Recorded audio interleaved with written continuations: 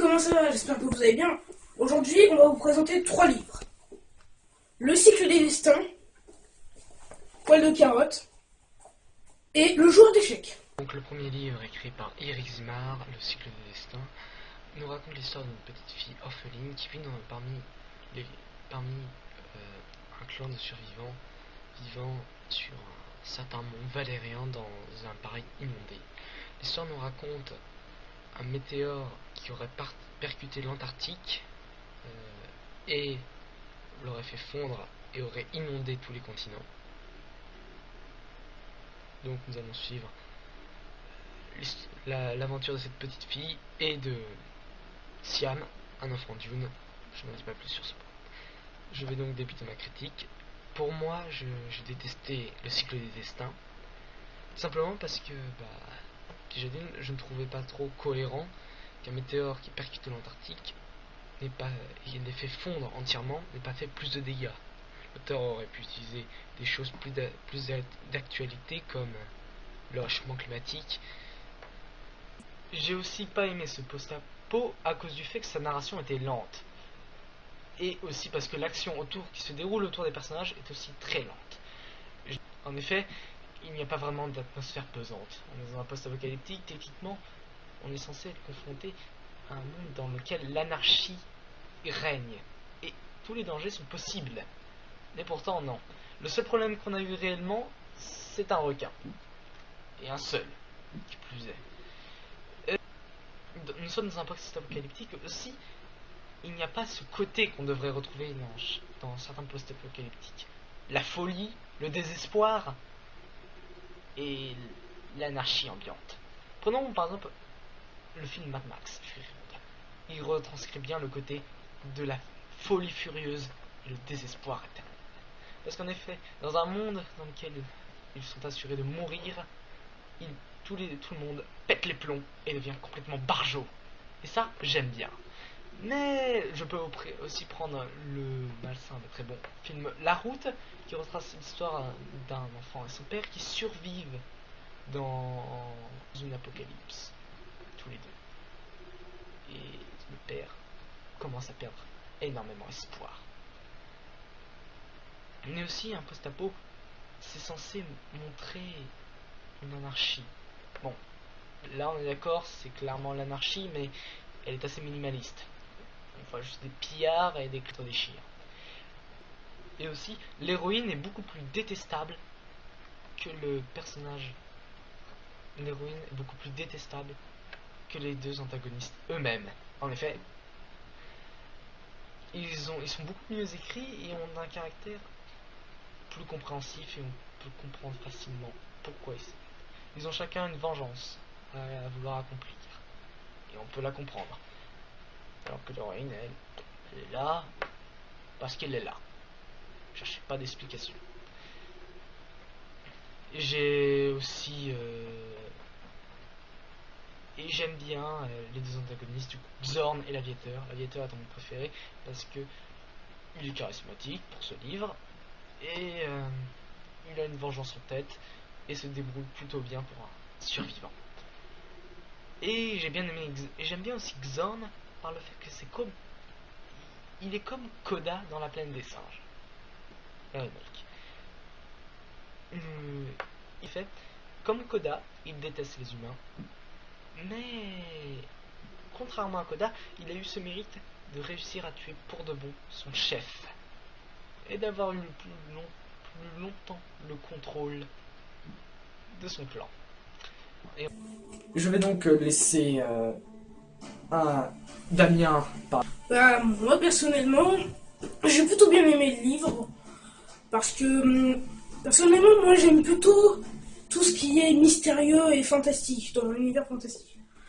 Et ce livre, dans ce livre par exemple, au moment où Aileen rencontre le Murex, découvre que le Murex émet une lumière plutôt bizarre et qu'il est chaud.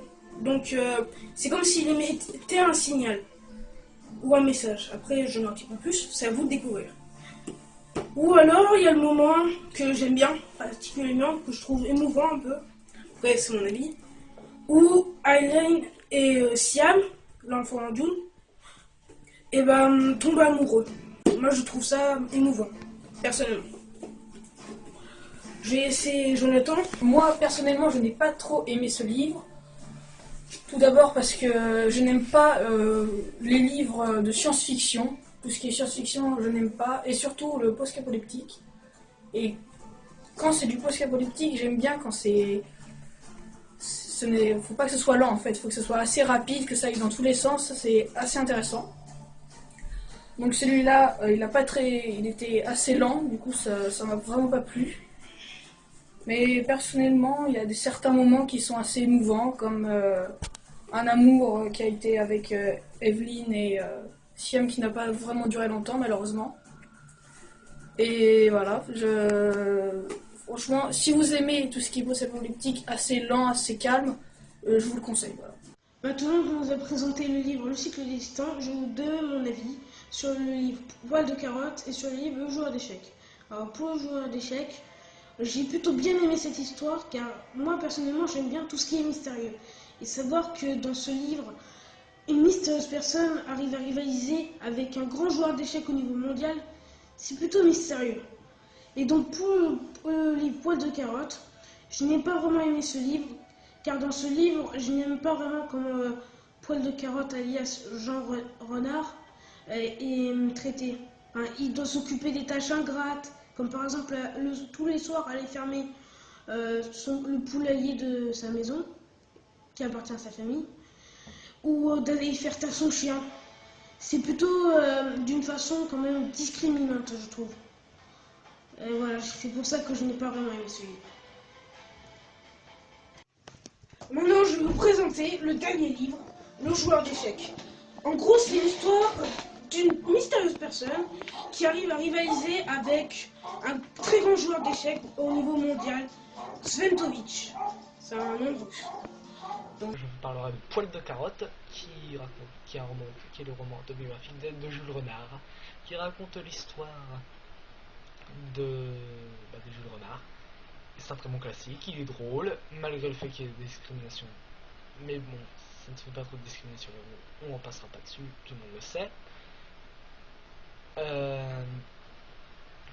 Et aussi, au final, on apprend aussi, ce que j'aime bien aussi dans ce livre, on apprend aussi que la mère, au final, l'aime bien. Mais qu'elle ne sait pas lui rendre à cause du fait que c'est un accident. Et qu'il ne peut pas... Et qu'elle n'a pas pu réaliser son rêve à cause de ça. C'est triste, mais c'est comme ça. Je laisse maintenant Jonathan parler de sa critique. Poil de carotte a été écrit par Jules Renard en 1894. Il évoque la discrimination pendant son enfance. Donc, je vais vous dire les points positifs et les points négatifs. Donc, pour le point négatif, je n'ai pas aimé la tristesse de l'histoire du rejet de la mère envers son enfant. Les deux points positifs, donc cela permet d'identifier que de nos jours persiste encore cette discrimination. Et le deuxième point, c'est qu'il y a une pointe d'humour qui permet la dérision de la situation. Je vais vous présenter Le joueur d'échecs, écrit par Stefan Zweig. Le résumé, c'est une personne qui a été enfermée à New York, puis relâchée à bord d'un navire qui a été emmené à Buenos Aires, donc, où à l'intérieur il y avait les meilleurs joueurs d'échecs au monde, où il a pu faire plusieurs parties à ce moment-là. Donc, à mon avis, j'ai bien aimé cette nouvelle, car c'est une nouvelle qui mêle le suspense et l'action.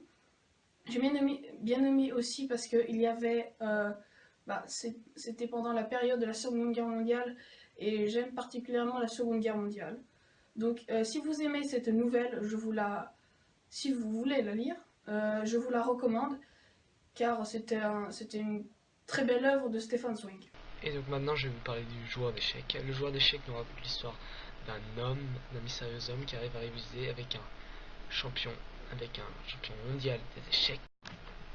Et j'ai bien aimé ce livre tout simplement parce que